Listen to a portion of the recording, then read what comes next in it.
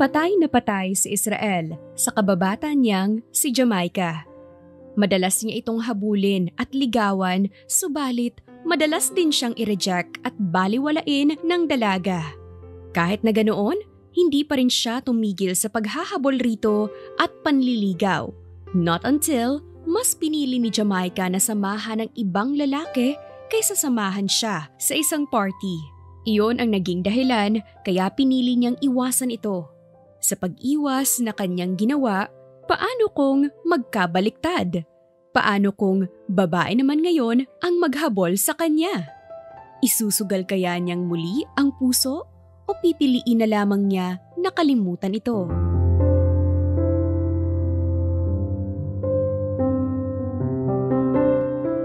Jamaica! I love you! Please marry me! Malakas na hiyaw ni Israel sa labas ng kumpanya na pinagtatrabahuan ni Jamaica. Ang binatang ito ay si Israel, isang tanyag at kilalang CEO ng isang real estate company. Gwapo, mayaman, mabait at may six-packs na abs. Ngunit sa kabila ng mga bagay na mayroon ito, may isang babae na hindi niya magawang makuha at ito ay si Jamaica. Ang kababata niyang bata pa lamang sila ay mahal niya na. Jamaica! Darling, marry me! Muling sigaw niya. Di mo ba lalabasan ang secret admirer mo at sagutin? Nakakaawa naman siya dahil isang taon na yang ganyan dito sa atin eh. Ako na ngang nahihiya sa kanya. Ani naman ang dalaga, ang kaibigan ni Jamaica na si Loisa.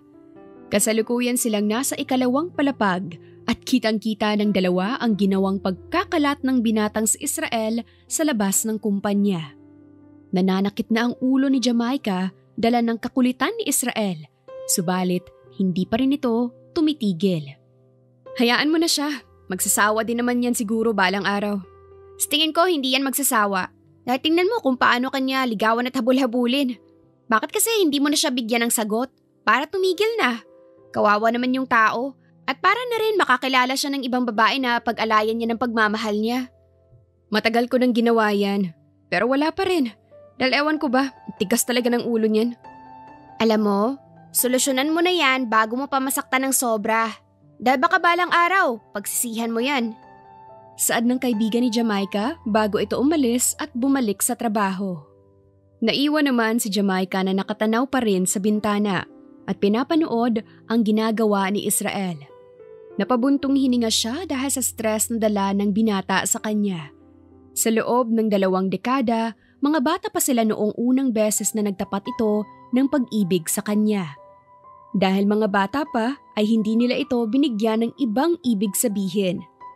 Subalit sa paglipas ng mga taon habang tumatanda sila, mas lalong lumalala ang pagiging baliw nito sa kanya. Nagsimula na rin ito magtapat ng pag-ibig noong nasa kolehiyo sila, magpahanggang ngayon. Subalit kahit na ganoon hindi magawang bigyan ng tsansa dahil na rin sa takot na maraming mga babae ang nababaliw sa binata. Dahil ayaw talagang tumigil ni Israel sa labas, nagpa siya na si Jamaica na labasan ito at kausapin. Sa buka na pa lamang ng pinto, nagningning na agad ang mga mata ni Israel nang makita siya. Sino ba kasi ang hindi magkakagusto sa lalaking nasa harapan niya kung saksakan ito ng kagwapuhan? Siguro siya, ayaw na lamang dahil ayaw niyang masaktan at ayaw niyang magkaroon ng conflict ang pamilya nilang dalawa. Darling! Israel, hindi ba nag-usap na tayo? Naitigil mo na itong mga pakulumong to? Bakit ang kulit mo ha?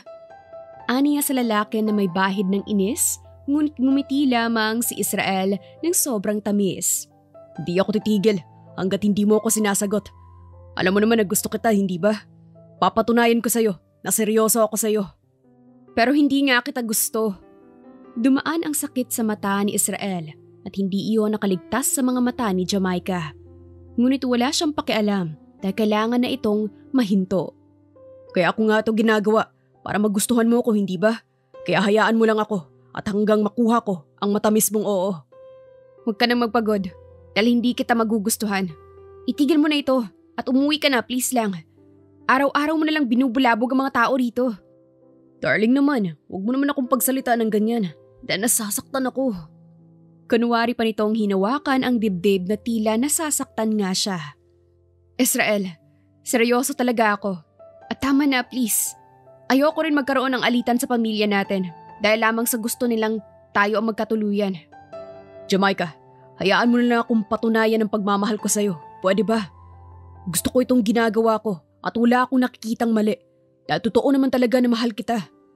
Pamimilit pa rin ni Israel kaya naman mas lalong nagpintig ang ulo ni Jamaica. Ano bang hindi mo maintindihan na itigil mo na itong kalokohan na to? Hindi nga sabi kita gusto, kaya tama na. Darling naman, huwag mo naman akong pagsalitaan ng ganyan. Dahil nasasaktan ako. Wala akong pakialam dahil ilang beses na kitang sinabihan tungkol dito na tama na. Hindi ba? Itigil mo na to dahil wala kang mapapala sa akin. Aniya pa na nagpatahimik rito. Sige, uuwi ako sa ngayon. Pero huwag kang umasa na titigil ako. Dahil hindi ako titigil para sa'yo. Banayad na sabi ng binata bago ito naglakad paalis. Sumakay sa sasakyan at saka pinaandar. Naiwan si Jamaica doon nang mabigat ang loob at nakokonsensya sa sinabi niya rito. Ngunit anong magagawa niya? Kailangan niyang protektahan ang sarili upang hindi siya masaktan. Lumipas ang 1 linggo lamang pero hindi talaga tumigil si Israel sa panliligaw kay Jamaica. Mas lalo pang pinag-igihan nito ang panliligaw sa dalaga. Kaya naman, walang magawa si Jamaica kundi ang ipagtabuyan ito. Walang pagbabago dahil hindi talaga natinag si Israel sa panliligaw nito. Kaya naman hinayaan na lamang niya. Muling lumipas ang 2 araw at kailangang magtungo ni Jamaica sa malayong probinsya dahil sa proyekto na kailangan niyang gawin. Kasama ang kaibigan, tinungo nila ang probinsya ng walang alam at hindi man lang pinag-aralan. Di mo sinabi na sobrang layo sa kabihas na ng lugar na to? Niwala ngang signal ang cellphone ko, Jamaica. Anong gagawin natin? Naubusan ng gasolina ang sasakyan at nasa gitna pa tayo ng kagubatan. Ani ni Loisa na may pagpapanik na. Pwede bang huwag kang maingay? Nag-iisip ako ng solusyon kung paano tayo makakaalis dito. Di na dapat ako sumama, loka. Paano kung may mga mababangis na hayop dito? Paano na tayo? Hindi tayo pwedeng maglakad palabas ng gubat dahil 2 oras ng biyahe natin dito. Di ko alam. At nag-iisip pa ako ng kung anong pwede natin gawin para makaalis tayo dito. Mabuti pa, pumasok na muna tayo sa loob ng sasakyan dahil hindi natin alam kung ano ang nag-aantay sa atin kung pipilitin nating maglakad. Suhestyon pa ni Jamaica na sinunod din naman ng kaibigan. Tahimik man si Jamaica ngunit nakakaramdam na rin siya ng takot. Pero kailangan niyang tatagan ang loob niya dahil hindi lamang siya ang naroon kundi kasama na si Loisa. Hindi pa nakatulong ang malakas na buhos ng ulan pati na ang pagkulog at kidlat ng malakas. 3 oras na rin sila doon at ni tubig ay wala silang dala kaya naman kumakalam na rin ang sikmura nilang 2. Nagugutom na ako. Di ka nag-iisa. Kailan kaya titigil ang ulan? Sa tingin ko, kailangan na nating lakarin niyang daan na yan para makahingi tayo ng tulong. Gusto kong gawin yan, pero sa ngayon, subukan natin na mag-antay. Ani naman ni Jamaica. Inilabas niya ang cellphone at nagulat siya nang magkaroon ng isang signal doon. Nataranta siya agad at sinamantala iyon na tawagan ng taong unang pumasok sa isipan niya. Hello, darling? Unang bungad nito kaya halos maiyak si Jamaica sa tuwa. Hello, Israel? Naririnig mo ba ako? Tulungan mo kami dito sa Barangay Talisan, please. Nawala ng gasolina ang sasakyan at stranded kami dito. Hello? Jamaica? Nandyan ka ba? Di ko kasi maintindihan ang sinasabi mo. Hello? Israel? Hello? Sigaw ni Jamaica dahil hindi na sila magkarinigan hanggang sa narinig niya ang tunog ng takot. Tuluyan nang namatay ang tawag dahil wala ng signal. Napahampas na lang si Jamaica sa manubela ng sasakyan at napaluha dahil sa sitwasyon nila ngayon. Iyon na ang huling pag-asa nila upang makaalis sa lugar na iyon. Kumalma ka. Baka mamaya, subukan natin ulit. Sa tingin ko, may parte ng lugar na ito na malakas naman ang signal. Iyon na kasi ang pagkakataon para malaman nila ang kalagayan natin, Loisa. Alam ko, pero subukan natin mamaya. At alam ko naman na magsisimula ng maghanap ang lalaki mo dahil sa pagtawag mo sa kanya. Ani pa ni Loisa. Bumalik sila sa pagiging tahimik at paghihintay na tumila ang malakas na ulan. Tumagal ng 4 na oras ang pananatili nila sa kotse nang biglang may kumatok sa bintana ng sasakyan nila. Mabilis na binuksan ng kaibigan ni Jamaica ang ilaw ng cellphone nang bumungad sa kanila si Israel. Basang-basa at puno ng pag-aalala ang mukha. Sa likod nito ay ang 5 pang lalaki na nakasuot ng suit. Nakangunot ang kilay habang nakatingin sa kanila. Naiyak si Jamaica nang makita si Israel kaya hindi niya napigilan na yakapin ito. Shh! Nandito na ako, darling. Wala namang masakit sa'yo, hindi ba? Hindi ka naman nasaktan? Puno ng pag-aalalang tanong ni Israel. Israel, akala ko hindi mo ko narinig. Di nga. Kaya naman halos mamatay na ako sa pag-aalala kung nasan ka at nalaman ko na nandito ka. I'm sorry kung nahuli ako ng konti sa susunod. Di na ito mangyayari pa. Ani ni Israel at hinalikan pa ang uluhan ni Jamaica.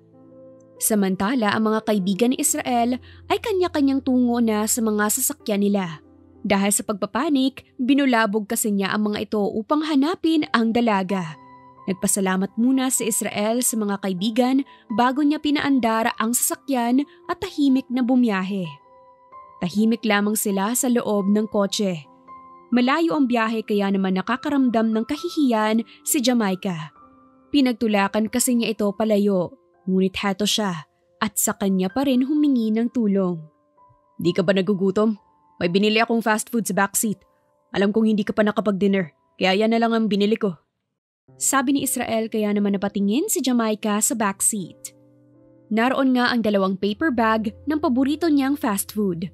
Mas lalo lamang siyang nakaramdam ng konsensya dahil sa kabila ng panunulak at pambabaliwala niya ay handa pa rin ang binata na maging mabuti sa kanya. Anong iniisip mo?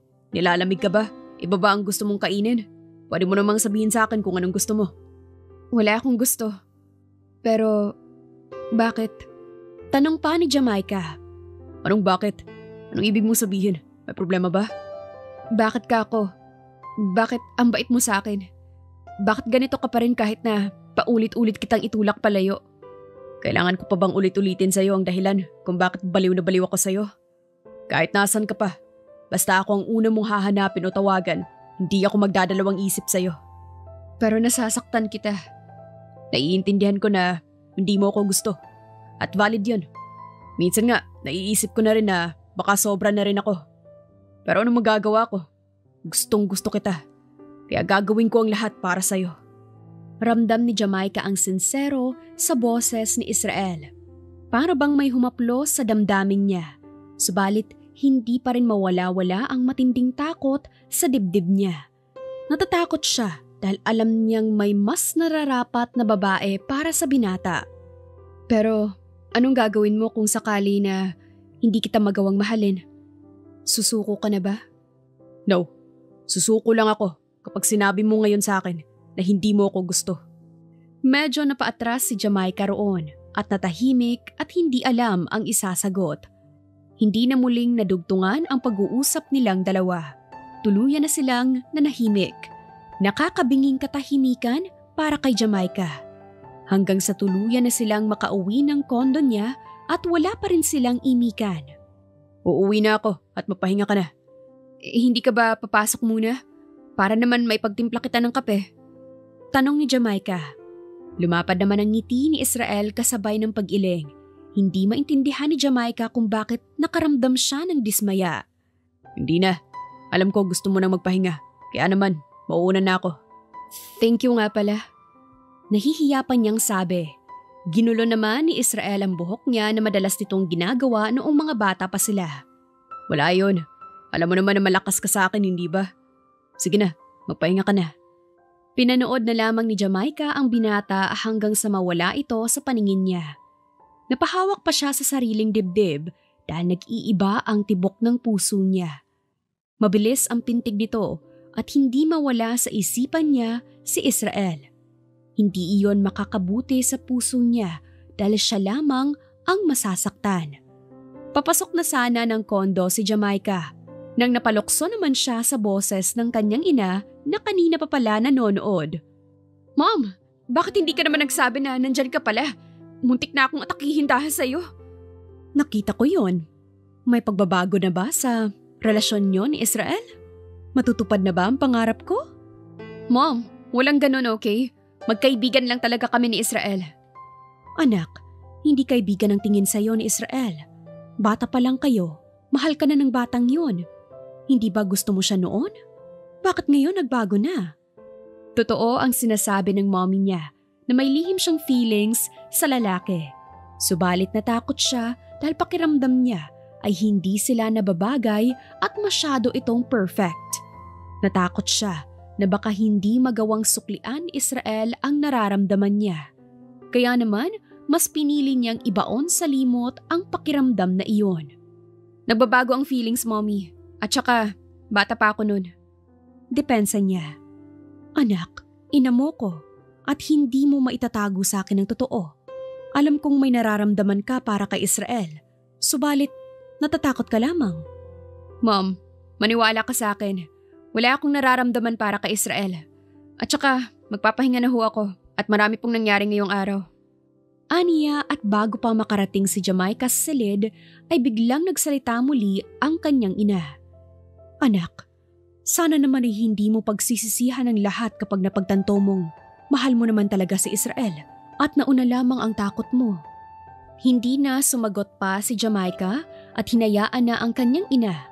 Minabuti na lamang niya na mahiga sa higaan at ipahinga ang isipan.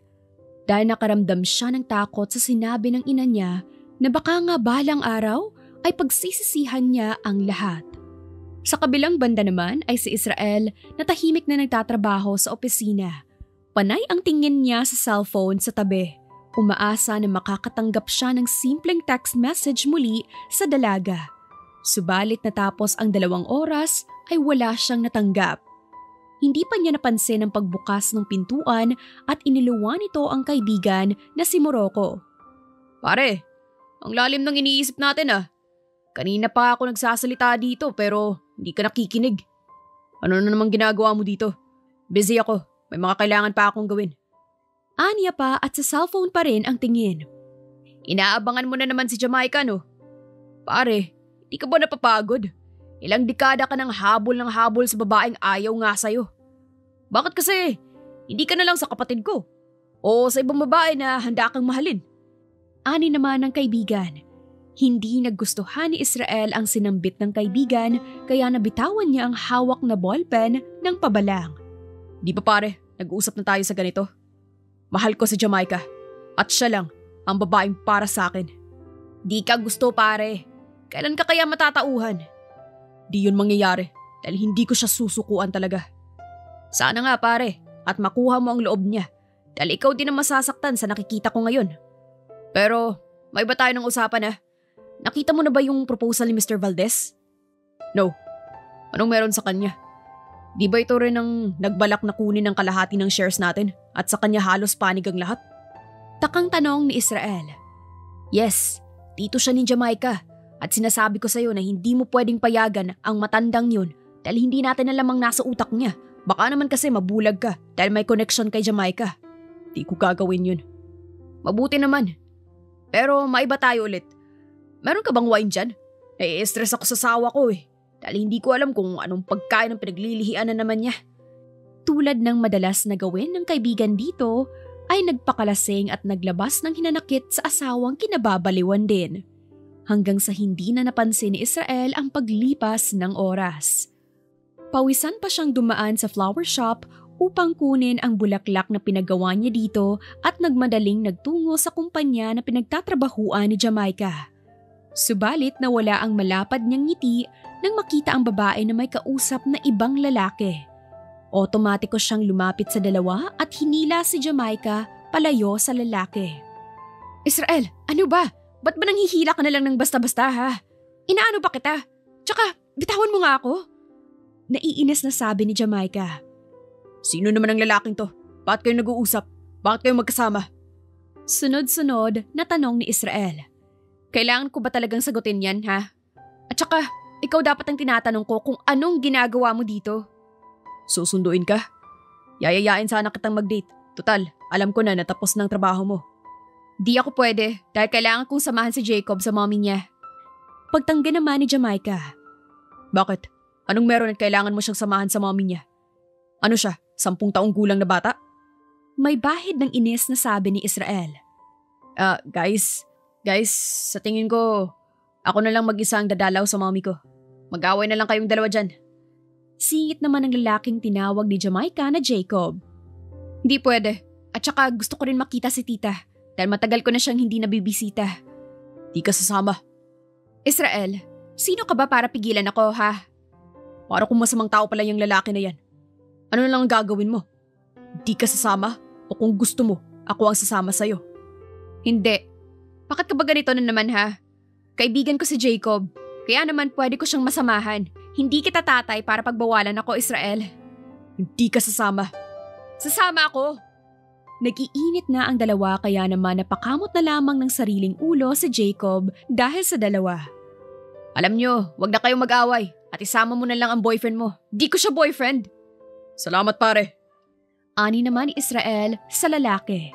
Ang sasakyan ni Israel ang ginamit nila patungo sa ospital kung saan naka-admit ang ina ni Jacob. Hindi pa rin magtigil ang dalawa sa talakan kaya naman nang makarating na sila, sa wakas doon pa lang nakahinga ng maluwag si Jacob. Huwag kang gagawa ng kapasawayan dito, Israel. Sinasabi ko talaga sa'yo na malilintikan ka sa akin. Mahinang bulong pa ni Jamaica. Hindi. Basta huwag kang lalapit sa lalaking yan. At hindi ka na pwedeng makipagkita sa kanya na hindi ako kasama. Ano? Nagsaselos ka ba?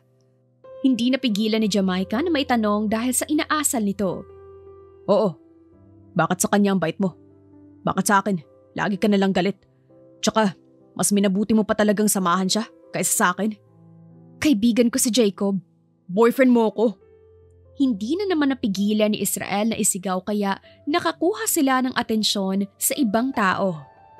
Hinaan mo nga yung boses mo dahil baka hindi talaga kita matansya, Israel. Pagbabanta ni Jamaica na sinunod naman ni Israel. Hindi rin naman nagtagal at umuwi na silang dalawa. Tahimik sa loob ng kotse at hindi nagkikibuan. Hindi mo ba talaga ako kikibuin ha? Sorry na nga, di ba? Nagselos lang ako. Ewan ko sa'yo. Ano ba ang gusto mo? Sabihin mo sa akin at babawi ako sa'yo. Wala. Darling naman. Sige na, at sabihin mo na sa akin dahil hindi ko na kinakaya ang pambabaliwala mo sa akin. Sorry na, please. Huminga na muna ng malalim si Jamaica at tumigil kay Israel. Basta hindi mo na ito uulitin, ha? At saka, gusto kong kumain ng kaldereta sana. Okay, promise. Ano, sa kondo ko, ipagluluto kita. Alok pa nito. Nagtungo sila sa kondo ni Israel. Hindi naman ito ang unang beses na nagpunta si Jamaica sa kondo ng binata. Ngunit naroon ang matinding kaba sa dibdib niya dahil silang dalawa lamang dito at hating gabi na rin.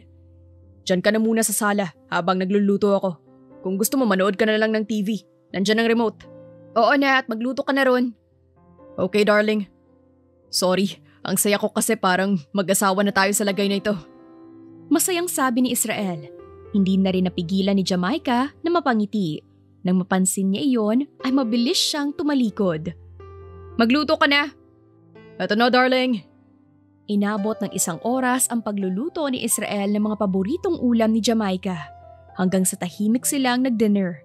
Doon na rin natulog si Jamaica sa silid ni Israel samantalang si Israel ay sa sala. Darling, ayaw mo ba talaga akong katabi? Manahimik ka nga dyan. Pero ang lamig dito sa sala tapos hindi mo man lang ako binigyan ng unan at saka kumot. E di kumuha ka dyan sa lagayan mo. Basta dyan ka lang at huwag na huwag kang papasok dito. Pagbabanta pa ni Jamaica. Tanga na kung tanga subalit masaya si Israel na napagluto niya ito at nakasama sa iisang bubong. Dito pa lang ay masaya na siya kaya naman hindi niya mahanap ang dahilan na sumuko. Sa paglipas ng 1 oras, kung saan tahimik nang nahihimbing si Israel nang biglang kumulog ng malakas at kumidlat. Otomatikong tumayo si Jamaica at nagtungo sa lalaki. What happened? Nag-aalalang tanong pa nito sa babae hanggang sa mapansin ni Israel ang malakas na kulog at kidlat. Doon naalala ni Israel natakot nga pala ang dalaga rito. Nandito lang ako. Israel, ubod ng takot at kabang-bulong ni Jamaica na nakayakap na ngayon sa lalaki. Para bang biglang nag-flashback sa utak nilang dalawa ang ganitong eksena noon. Sa bisig ni Israel lamang siya nakakaramdam ng kapayapaan. Kaya naman, walang pag-aatubiling nakatulog ito sa bisig ni Israel. Iyon na pala ang simula ng pagbabago ng buhay nilang dalawa. Simula ng gabing iyon, mas naging malapit sila sa isa't isa. Natutunan ng pakisamahan ni Jamaica si Israel nang hindi ito iniiwasan. Naging mas makulit din si Israel upang makuha lamang ang matamis na yes ni Jamaica. Iyon na ba ang simula ng pagbabago ng relasyon nila? O kaakibat na ng saya ang sakit? Tanghaling tapat nang matapos si Jamaica sa ginagawa niyang trabaho, hindi siya nag-atubiling isalansan ang mga gamit niya. Nagtaka naman ang kaibigan niyang si Loisa dahil isang buwan na rin itong napapansin ang ginagawa ng kaibigan. Hoy Loka, huwag mong sabihin na aalis ka na naman ngayong lunch. Isang buwan na yan na at hindi mo na ako sinasabayan sa pagkain. Aminin mo nga sa akin kung anong dahilan yan. Mula naman na, masama bang kumain sa labas? Para namang hindi ka pa sanay sa akin. Hindi may kakaiba kasi sa mukha at kilos mo. Huwag mong sabihin na may kasintahan ka na. Ay sinasabi ko sa'yo kapag hindi ko nalaman yan, magwawakas talagang pagkakaibigan natin. Di naman na, ano pang sinasabi mo dyan? Umiwas pa ng tingin si Jamaica nang namumula ang mukha nito. Hoy, nakikita mo ba yung mukha mo ngayon? May kakaiba talaga sa kinikilos mo kaya naman umamin ka na sa akin. Wala nga sabi. Tsaka bakit ko naman itatago sa'yo, hindi ba? Si Israel no? Akala mo ba hindi ko kayo nakita sa labas ng kumpanya na magkatawanan? Ano, kayo na? Gusto mo rin no? Sabi na pabebe ka lang tapos kikiligin din pala sa huli. Pwede bang hinaan mo yung boses mo at baka may makarinig sa'yo? Pero ano nga? Magkaibigan lang kami ni Israel. Asus! May kaibigan bang ganyan na laging sabay kumain at umuwi mag-isa? Utot mo, Jamaica! Di ako kahapon pinanganak, okay? Pinanganak ako kanina lang. Biro pa ng kaibigan nang biglang tumunog ang cellphone ni Jamaica. Lumayo siya kaagad sa kaibigan bago niya ito sinagot. Narinig niya agad ang boses ni Israel. Wala na siyang pag-aatubiling lumabas ng company. Nabungaran niya agad ang gwapong si Israel na nakasandal sa kotse nito. Iba na naman ang sasakyan mo? Paghangapan niyang tanong dahil para bang kulay asul ang sasakyan na pinagsunod nito kahapon sa kanya. Yes, one of my collection. Saan mo pala gustong kumain? May gusto ka bang resto? Tanong naman agad ni Israel sa dalaga nang makasakay na sila sa loob ng sasakyan. Kahit ano na lang. May kainan bang kahit ano na lang? Biro pa nito kaya hindi napigilan ni Jamaica na taasan ng kilay ang binata. Chill, binibiro ka lang naman.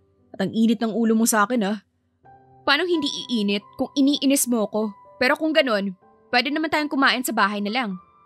Sus naman gusto mo lang pala akong makasama.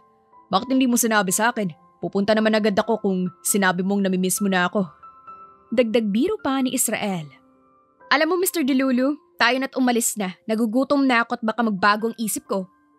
Eto na po, prinsesa ko. At lalarga na. Nagtungo sila sa kondo ni Israel upang doon na mananghalian. Tulad ng madalas nilang ginagawa, abalang nagluluto si Israel sa kusina samantalang abala naman si Jamaica sa paghahanap ng magandang pelikula. Israel, anong pelikula ang gusto mong panoorin? Kahit ano na lang, at ikaw nang bahala. Gusto mo ba ng horror? O heto na lang, love story? Mas maganda kung love story na lang. Sagot naman ni Israel na patuloy na nagluluto ng lunch. Isang simpleng sinigang ang niluluto niya at panghimagas na buko juice. Wala siyang pinalampas na hindi niya alam lutuin dahil paborito ito ni Jamaica. Israel, bakit ganito yung movie?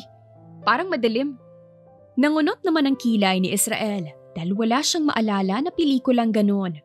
Hanggang sa magulat na lamang siya nang may umungol na napakalakas na nanggaling sa TV. Mabilis pa sa kidlat na nakalapit si Israel sa TV at hinugot ng basta-basta ang TV. Hindi ko naman nakita. Hindi naman galing yun sa akin. Ang totoo niyan. Hindi mo naman kailangan magpaliwanag dahil naiintindihan ko. Putol ni Jamaica na hindi pa rin matingnan ng diretsyo sa mata ang binata. Di ko talaga alam ang tungkol sa bagay nito. Promise. Hindi ko naman kailangan manood niyan eh. Si Muroko, siya ang dapat nasisihin. Bakit bang defensive mo Okay lang naman manood ng alulong na yan unless bakla ka.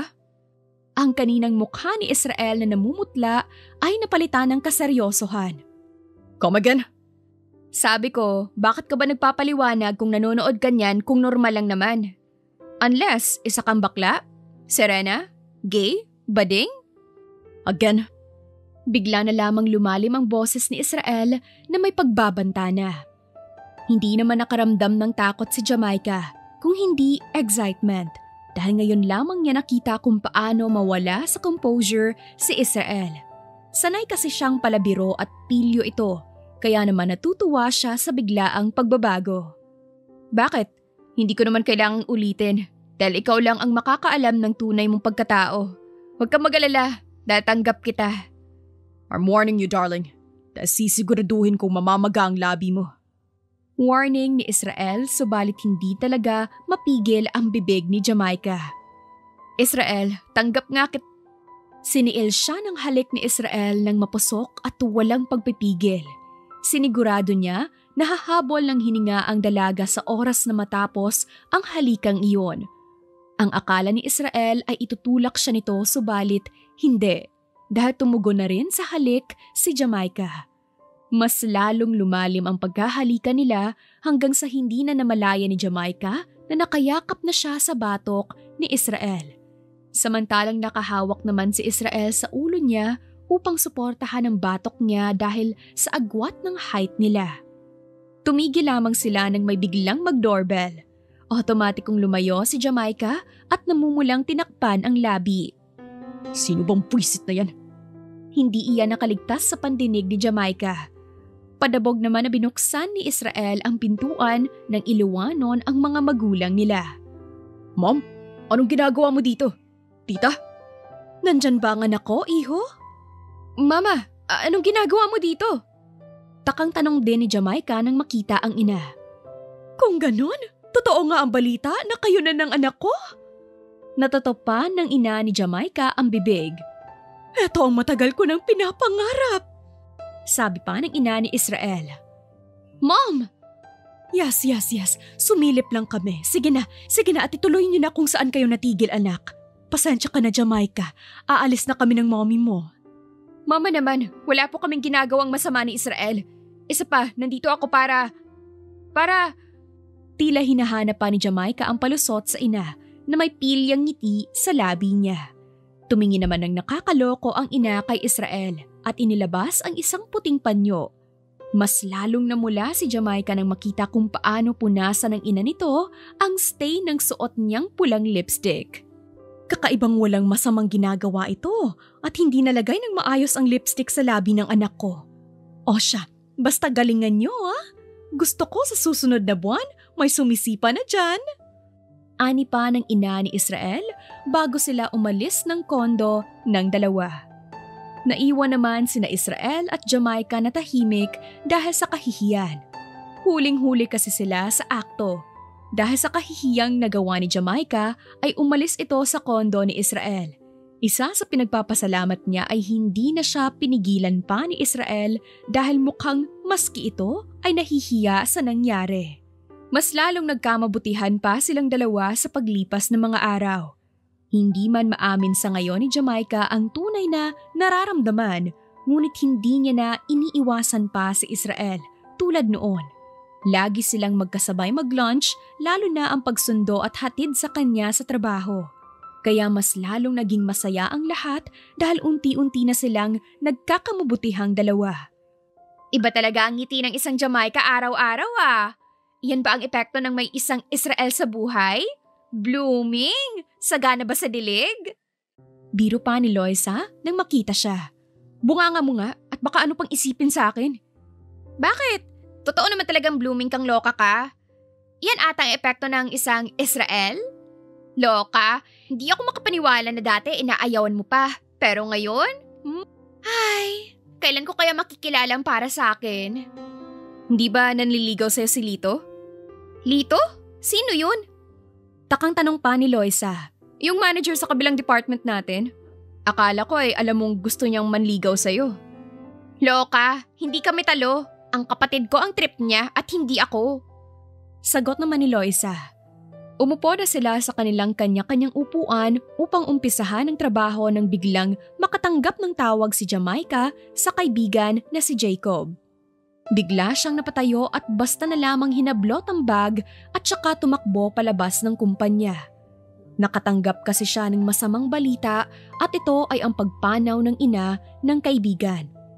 3 araw na rin simula nang umabsent si Jamaica sa trabaho upang alalayan si Jacob sa burol ng ina nito. Sila na lamang kasi ang magkasama sa buhay kaya naman bilang kaibigan sinamahan ito ni Jamaica. Jamaica, salamat sa pag-antabay sa akin sa burol ni Mommy Pero hindi ka pa ba hinahanap ng nobyo mo? Doon nabitawan ni Jamaica ang hawak na walis. Nawala sa isipan niya ang tungkol kay Israel. Nanginginig pa niyang dinampot ang cellphone subalit lowbat na iyon kaya nag-antay pa ito ng ilang oras upang magkaroon ng karga. Mga text messages at missed calls ang agad na bumungad sa kanya. Kahit kinakabahan siya, sinubukan niyang tawagan si Israel. Ang malamig na boses nito ang bumungad sa kanya. Kahit kinakain ng kaba si Jamaica, naglakas loob pa rin siyang nagtungo sa opisina ni Israel. Bumungad agad sa kanya ang binata na tahimik na nakaupo sa swivel chair. Israel, nauutal pa niyang tawag rito. Explain. Matigas pang sabi nito. Anong i-explain ko? Kung bakit hindi ka matawagan ng 3 araw at hindi mo rin sinabi kung nasan ka. Para kung tanga na nag-aantay kung nasaan ka ba at kung ano ba ang ginagawa mo. Di mo man lang ako tinawagan at sinabihan kung anong gagawin mo.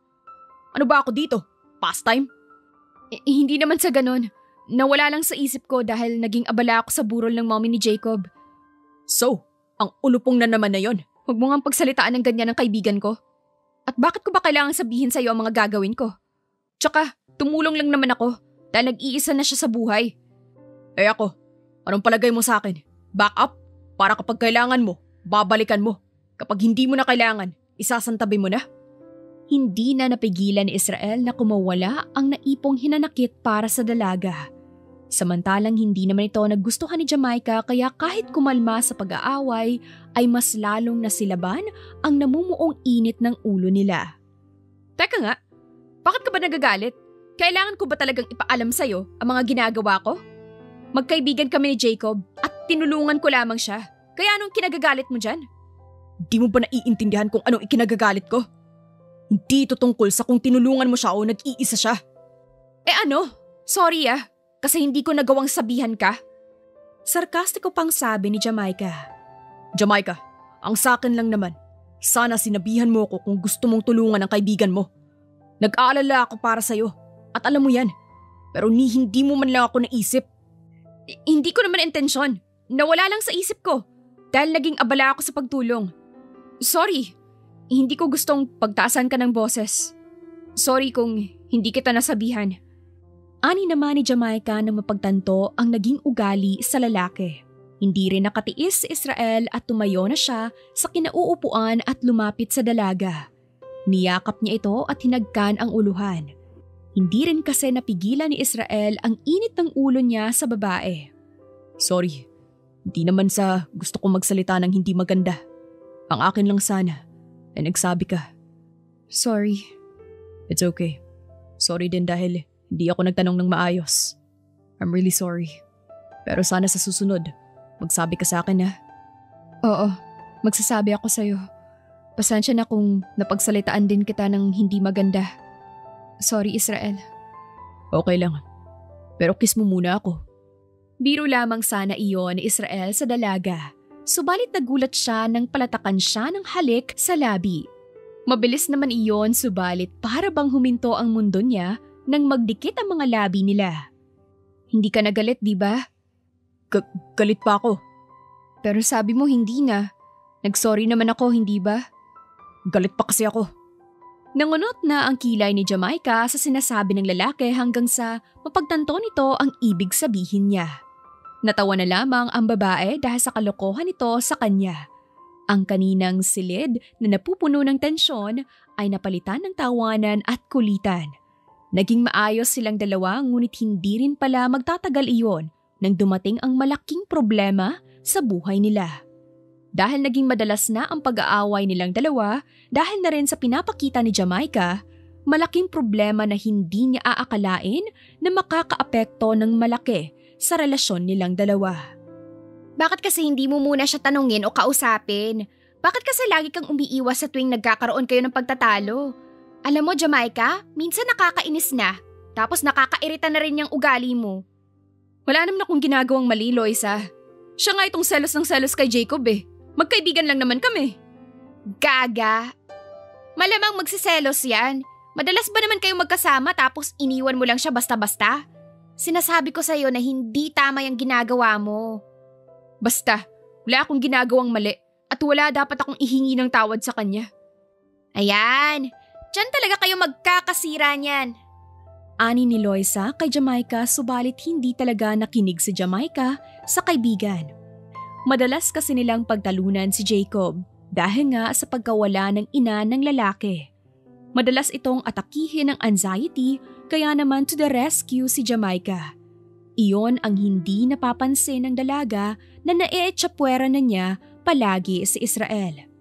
Umuwi si Jamaica sa kanyang kondo nang mapansin niya ang puting box at paper bags sa harapan ng kondo. May letter ito sa loob at isang invitation sa gaganapin ng company at nais siya ni Israel na pumunta roon para sa kanya dahil kasama na sa party na iyon ang pagpapasa ng kumpanya sa lalaki. Bukas na ito ng gabi, kaya naman excited na nagtungo si Jamaica sa loob ng kondo at sinukat ang gown na talaga namang bumagay sa kanya. Dahil likas na pabebe siya, ay hindi niya binigyan ng pansin ang cellphone na tumunog at ang caller nito ay si Israel. Lumipas ang magdamag at maghapon hanggang sa araw na ang lumipas subalit wala pa ring tulog at pahinga si Jamaica dala ng matinding pagod sa pagbabantay kay Jacob, ang kaibigan niya. Natagpuan kasi itong walang malay at overdose sa mga pampatulog na iniinom. Siya lamang kasi ang kilala nito kaya siya ang tinawagan. Naalala din ni Jamaica ang party na natapos lamang na hindi siya nakapunta. Nag-iwan naman siya ng mensahe kay Israel ngunit walang mensahe ang bumalik sa kanya. Bumukas ang pintuan ng hospital room at iniluwa nito si Loisa ang kaibigan niya na may dalang mga pagkain at damit pamalit. Bruha, wala ka bang planong umuwi muna ng kondo mo? Wala bang pamilya yan?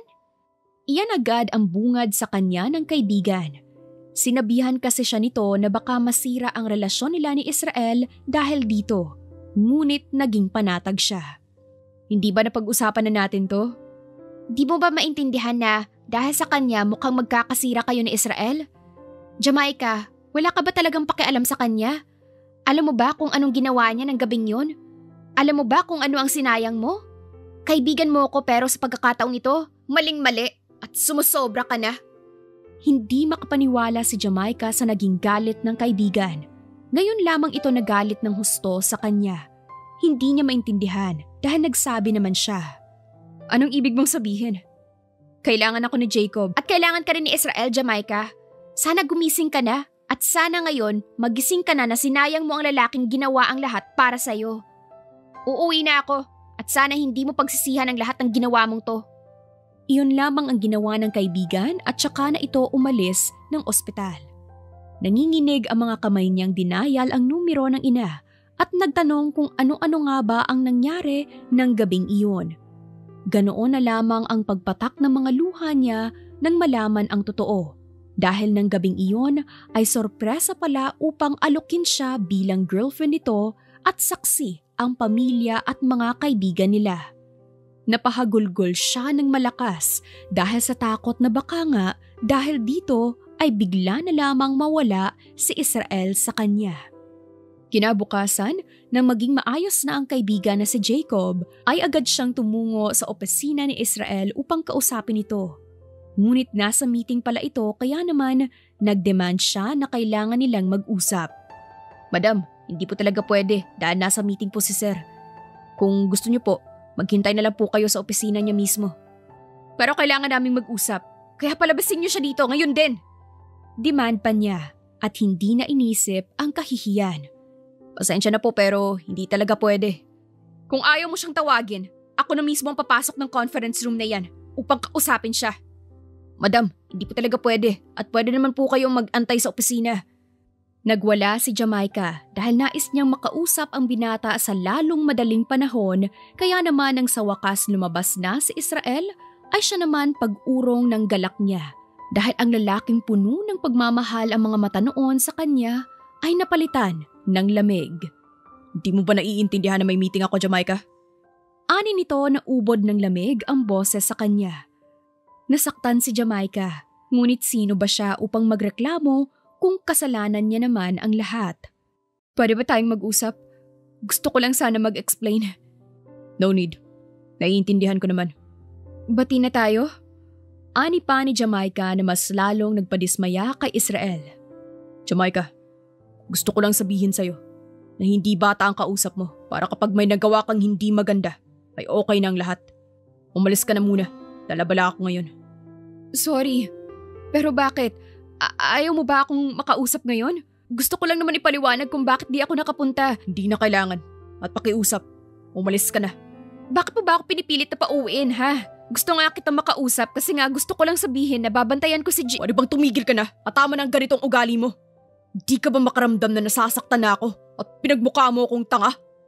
Jamaica, tao lang din ako at nagsasawa sa paulit-ulit na ginagawa mo. Pupunta ka dito para mag-sorry tapos okay na? Paano ako? Nasaktan ako. Mas pinili mo pang ibang lalaki kaysa sa akin, hindi ba? Bakit? Sa tingin mo, nakakatuwa yun? Di ko alam kung anong nasa utak mo para umakto ng ganito. Tuluyan na ngang kumawala ang galit at hinanakit ni Israel. Pero pinuntahan ko lang si Jacob dahil kailangan niya ako. Hayop na Jacob na yan. Kailangan ka niya. Bakit? Sa tingin mo, di kita kailangan? Para akong aso na sunod ng sunod sa'yo kahit di mo man lang ako matingnan. Pinamukha mo sa akin na sayang ang panahon ko sa pagmamahal sa'yo. Tila isang punyal iyon na tumarak sa puso ni Jamaica. Hindi niya napigilan ang maluha sa harapan nito, ngunit nanatili ang tila pagod at walang ganang tingin. Nawala ang makislap at puno ng pagmamahal na mata. Sorry na, please. Hindi ko alam. Di mo alam. Kasi nga, hindi naman ako mahalaga dito. Alam mo, dapat noon pa man, nakinig na ako sa mga kaibigan ko. Umalis ka na at huwag na muna tayong magkita. Pasensya na, pero sa pagkakataong ito, di ko na kaya. Israel, huwag naman ganito, please. Pwede pa naman natin pag-usapan, hindi ba? Babawi ako. Too late for that. I have to go. Take care. Iniwan siya ni Israel roon ng luhaan. Napahagulgol na lamang siya ng tahimik dahil pakiramdam niya ay piniga ang puso niya ng paulit-ulit. Ganoon pala ang sakit kapag nasa huli ang pagsisisi. Dahil kitang-kita niya kung paano nagbago ang lalaking mahal na mahal siya. Ngayon niya naisip na malaki pala ang kasalanang nagawa niya. Ngayon niya napagtanto na mahal niya talaga si Israel. Mahal na mahal. Nang araw na iyon ay luhaan siyang umuwi sa pamilya. Nagsisisi na sinayang ang pagkakataon. Sinayang niya ang lalaking tanging nagmamahal pala sa kanya. Ngunit hindi siya sumuko dahil nagpasya siya na babawi kahit na parang i-ignore lamang siya ng lalaki. Hindi siya napagod. Sinuyo niya ito, palaging dinadalaw sa opisina upang dalhan ng lunch. Kinakain man ng matinding kahihiyan, ngunit nilunok niya ang lahat ng ito. Subalit hindi na siya muling tiningnan pa ni Israel. Pupuntahan mo na naman si Israel? Hindi ka ba napapagod? Hindi ka na pinapansin ng tao, oh. Hindi ka ba nagsasawa na habulin ng isang tao na ayaw naman talaga sa'yo? Ani ng kaibigan. Nakaramdam siya ng kirot sa dibdib dahil ramdam din niya ang galit ng kaibigan. Ito kasi ang sumusuway sa kanya noon, ngunit hindi niya talaga pinakinggan. Kaya naman, nauwi sa ganito. Loisa, sorry kung hindi ako nakinig sa'yo. Pero gusto kong bumawi. Gusto kong subukan. Alam mo ba, Ngayon lang ako naging ganito na mahal ko pala si Israel. Pero natakot talaga ako. Natakot ako pero mas nakakatakot pala na mawala siya. Sabi ko naman sa'yo, hindi ba? Nasa maayos na lalaki ka na. Bakit mo pa sinayang? Pero pasensya ka na kung nagalit ako. Dahil alam kong nasasaktan mo na siya. Sana, magawa mo pang bawiin ang puso niya. Gagawin ko ang lahat dahil mahal ko siya. Matapos ang usapan nila ng kaibigan, masaya siyang nagtungo sa kumpanya ni Israel nang mapansin niya ang binata na masayang nakikipag-usap sa babae. Biglang kumirot ang puso niya. Nagselos siya, nasaktan, ngunit anong karapatan niyang magselos? Nakatayo siya roon hanggang sa mapansin siya ni Israel. Bigla na lamang nawala ang ngiti sa labi nito nang makita siya. Lasang-lasa niya ang pait ng sakit. Sino siya, babe? Tanong pa ng babae kay Israel kaya naman mas lalong nagpuyos ang damdamin niya. Oh, she is Jamaica. Bale, magkababata kami. Oh, siya yung babae? Ani pa ng babae at mas lalong tumingin ng nakakaloko kay Jamaica. Nanliit naman si Jamaica dahil napakaganda ng babaeng nasa harapan. What can I do for you? Ani pa ni Israel. Dinalhan kita ng lunch. Nahihiya pa niyang pinakita ang paper bags na dala. Di mo naman kailangan gawin yan dahil kakain kami ngayon sa restaurant. Ganun ba? Biglang nalungkot ang tono ng boses ni Jamaica. Paano kung sumama ka na lang sa amin para sabayan kami sa lunch? Suhestyon pa ng babae. Nako, hindi na. Ayos lang naman. Babalik na ako sa kumpanya. No, sumabay ka na sa amin. Hindi ba, babe? Wala namang problema kung sasabay siya sa atin kumain, di ba? Hindi niyo ba gustong mag-usap ng maayos? Napabuntong hininga naman si Israel bago pumayag. Nahihiya man, napilitan na si Jamaica na sumama sa kanila para lamang siyang hangin sa dalawa. Kitang-kita niya kung paano mag-usap ang dalawa nang sinasabayan pa ng tawanan, habang siya ay nakatingin lamang sa labas ng bintana. How about you, Jamaica, right? Kailan ka ba magpapakasal? Di mo ba alam na may fiancé na ang lokong to? Nanigas ang buong katawan ni Jamaica sa narinig niya. Fiancé? Sino? Kailan pa? Hindi ba sinabi nitong mokong na to? Ikakasal na kami. Ikakasal na kayo? Bumilis ang pagtaas-baba ng balikat ni Jamaica sa nalaman. Pigil na pigil ang mga luha niya na huwag itong pumatak. Nanginig din ang mga kamay at nanlalamig ang buong katawan niya. Hindi alam kung ang puso niya bang kumikirot o ang paper bag na nabitawan niya. Grease. Bakit, babe? Hindi ba niya alam? Loko ka ha, dinedenay mo na ako ngayon. Pero, iyon nga, sana makapunta ka sa kasal namin. Isa ka sa naging kaibigan nitong mokong na ito, kaya dapat lang, talagang nandun ka. Ngumiti pa ng sobrang lapad ang babaeng tinawag na Grease. Grease, tama na. Bakit? Ayaw mo bang malaman niya ang nalalapit nating kasal? Dapat naroon siya dahil magkababata kayo. Kaya naman Jamaica ha, asahan kita. Oo naman. Congrats sa inyong dalawa. Hanggang sa matapos ang araw na iyon, naging tahimik lamang si Jamaica. Pinapanood ang dalawa kung paano nagtawanan ng mga ito sa harapan niya. Wala siyang magawa kundi ang manahimik at indahin ang paninikip ng dibdib niya sa selos at sakit. Paminsan-minsan ay kinakausap siya ng babae, subalit hindi siya ni minsan binalingan ng tingin ni Israel. Simula din na iyon ay hindi na muna pumasok sa trabaho si Jamaica dahil nagkaroon siya ng sakit. Umasa siya na dadalawin siya ni Israel, ngunit naging bigo siya dahil walang Israel ang nagpakita sa kanya. Anak, pumasok ka na kaya sa loob. Hindi na ata dadalaw si Israel. Sa pagkakaalam ko kasama niya si Grease sa isang business travel. Kaya naman anak, magpahinga ka na. Mama, ganito ba ang karma ko? Dahil hinayaan ko siya. Mas pinili ko ang ibang tao. Ganito ba kasakit kapag yung tao na tunay na nagmamahal sa'yo biglang nawala? May pait at sakit na sabi niya sa ina. Huminga naman ng malalim ang ina niya bago siya sumagot. Nasasaktan siya sa nakikita sa anak, ngunit wala siyang magawa dahil ang anak niya ang may kasalanan. Anak, ipahinga mo muna yan at huwag mo munang isipin. Ang sakit kasi ma eh. Dahil kung kailan napagtanto ko ang totoong nararamdaman ko, doon naman siya nawala. Hindi ko kasi maintindihan ma. Dahil bakit huli ko na nalaman pa? Ngayon, ikakasal na siya. Ano na? Paano na ako? Anak, huwag kang mag-isip ng kung ano-ano dahil may sakit ka pa. Ang sakit kasi ma eh. Ang sakit-sakit. Dahil wala man lang akong magawa para mapatawad niya ako.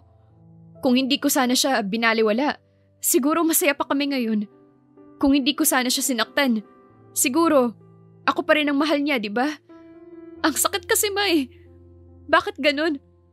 Bakit ang tanga-tanga ko? Tama kayo eh. Tama kayong lahat na pagsisisihan ko ito balang araw. Puno ng hinanakit niyang sabi sa ina na walang magawa kundi ang tingnan siya ng puno ng awa. Mahal na mahal ko si Israel, ma. Mahal na mahal ko siya. Pag-amin niya sa ina at pagiging totoo niya sa nararamdaman. Isang linggo ang lumipas at hindi na nga nangulit si Jamaica kay Israel. Ngunit hindi mo makikita ang pag-aalala sa mukha ng lalaki. Masaya itong pumipili ng singsing sa isang mamahaling shop sa loob ng mall na pag-aari ng ina. Masaya pang lumapit rito ang babaeng si Grace upang silipin ang ginagawa ni Israel. Ang pangit naman niyang napili mo. Hindi mo ba alam na mas malaki ang bato, mas magtatagal kayo? Kanino mo naman ang laman yan, bansot? Siyempre, ako pa ba? Teka, alam mo ba ang sizes ng daliri ng pagbibigyan mo niyan? Dinampot pa nito ang pinakamagandang singsing na naroon. Ganitong-ganito ang suot niyang engagement ring na ngayon niya muling naisuot. Patingin ako ng daliri mo, dahil sa palagay ko, same kayo ng kamay. Loko, gagawin mo pa akong tester ah? Tumawa pa ng malakas si Grace bago lumapit sa lalaking nakasimangot na ngayon habang papalapit sa kanila. Baby, bakit nandito ka? Ang akala ko abala ka sa company. Di ka nagsabi na pupunta ka dito.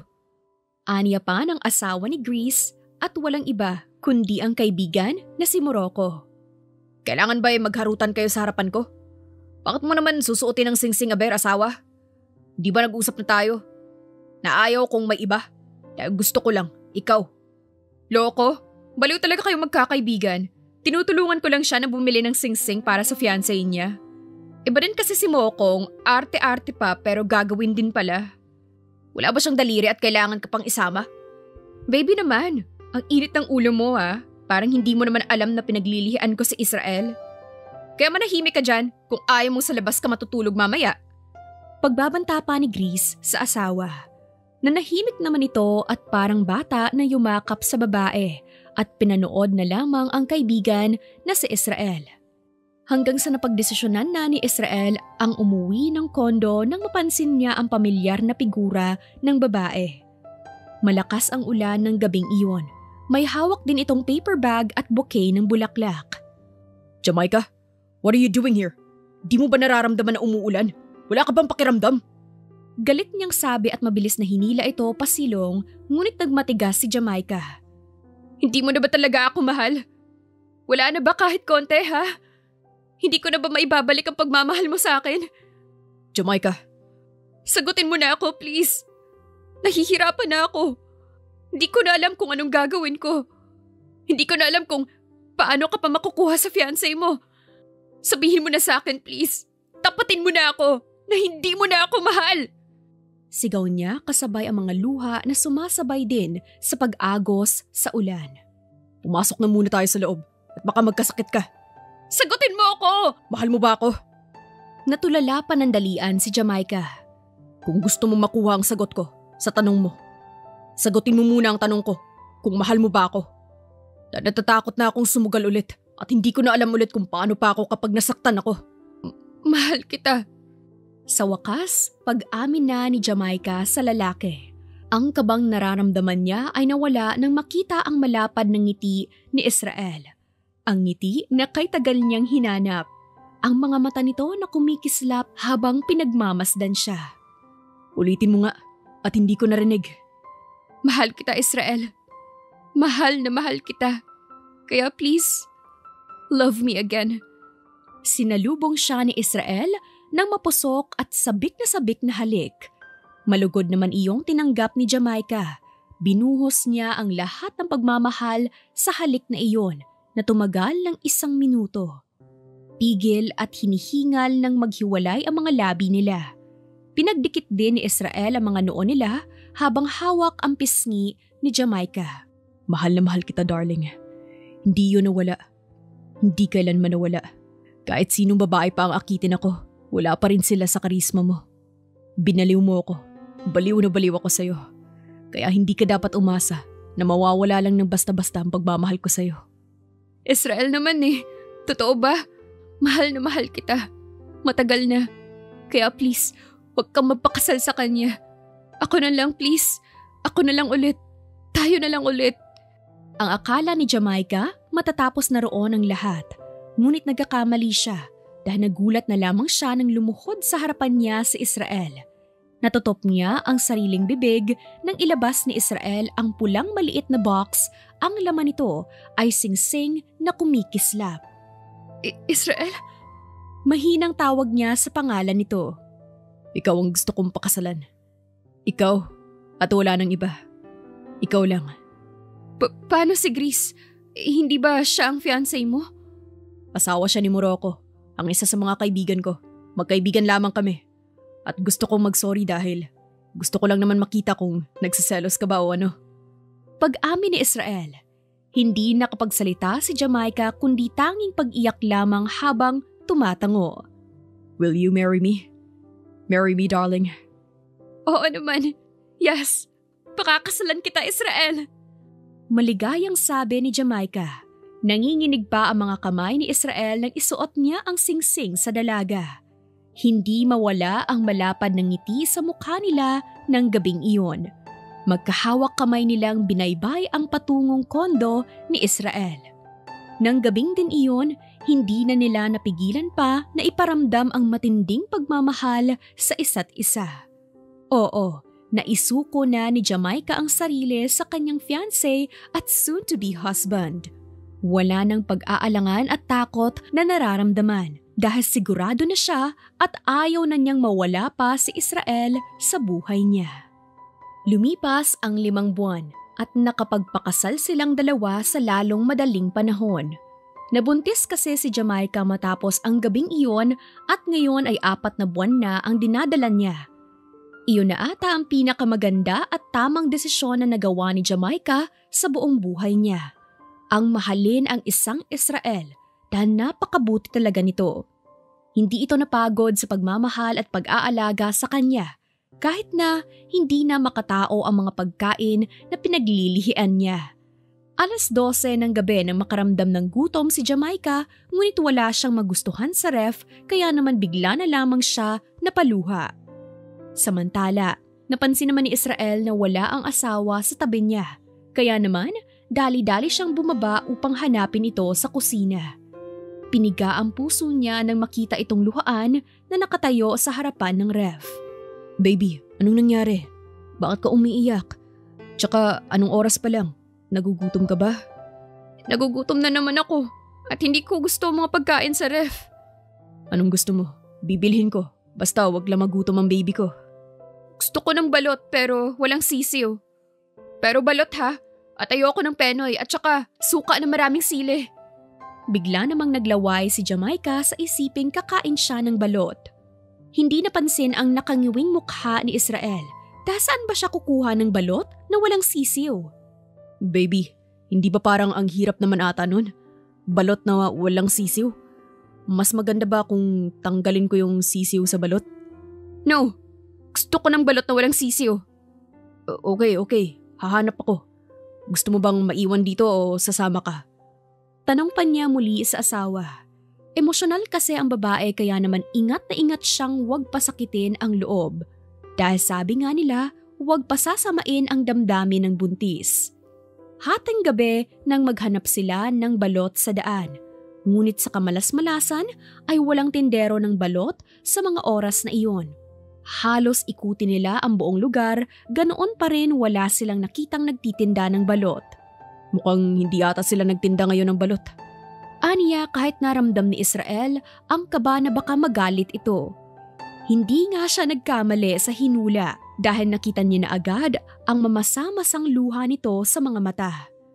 Baby, hanap na lang tayo ng nagtitinda ng iba pang balot, okay? Pwede naman tayo humanap pa. Pero gusto ko na ngayon. Okay. Gagawa ako ng paraan. Aniya sa asawa. 2 oras ang lumipas nang tawagan ni Israel ang mga kaibigan sa kani-kanilang mga bahay. Bugnot ang mga mukha dahil wala pang pahinga ang mga ito sa kanilang mga asawa, subalit heto sila at tinutulungan ang kaibigan na maghanap ng mga nagtitinda ng balot ng 2:00 ng madaling araw. Pare, matagal pa ba yan? At baka walang kasamang asawa at anak ko. Buwisit na sabi ni Denmark, bit-bit ang isang tray ng balot. Buwisit oh. Ay kailangan pa kaming tapusin ng asawa ko pero nandito ako at nagbibilang ng itlog. Ani naman ni Oman. Pwede bang manahimik kayo? Kapag kayo may problema sa asawa niyo wala akong reklamo. Konti na lang to at uuwi na tayo. Dapat lang Israel dahil kailangan ako ng asawa ko. Ani naman ni Morocco. Ang 6 na nagwagwapuhang bilyonaryo ay kasalukuyang nagpapaapoy ng kalan upang maglaga ng balot. Idinamay kasi ni Israel ang 5 kaibigan upang maghanap ng nagtitinda ng balot. Sila na ang naglaga upang dalhin ito kay Jamaica. 1 oras din ang ginugol nila sa paglalaga ng mga yon bago sila umuwi ng mansyon ni Israel. Naabutan nila ang kanilang mga asawa na masayang nagtatawanan sa living room, samantalang sila ay parang pinagsakluban ng langit at lupa sa mga hitsura nila. Baby, eto ng balot na gusto mo. Ani pa ni Israel sa asawa. Lumapad naman ang ngiti ni Jamaica nang makita ang mga balot. Sinimulan na nitong lantakan ang mga itlog hanggang sa mabusog. Matapos nito, napansin ni Jamaica ang pagod ng asawa na nakatulog sa tabi niya.